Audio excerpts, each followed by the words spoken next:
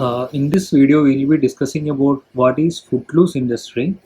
So this term is normally appear in business pages in newspapers. It is important for a important kind of question for a prelims. So let's see what is footloose industry. The main thing is that cost of product does not change despite where it assembled. So in this industry, the product cost won't change wherever it get it assembled. It will be a unique or common type of thing. And another thing is which can be placed and located at any place, means without effect from resources or transport. So it doesn't affect the functioning of that particular product.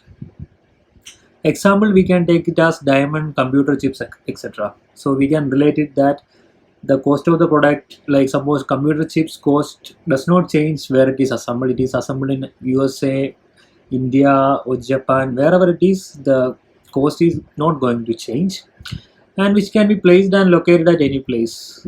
We can use in any place.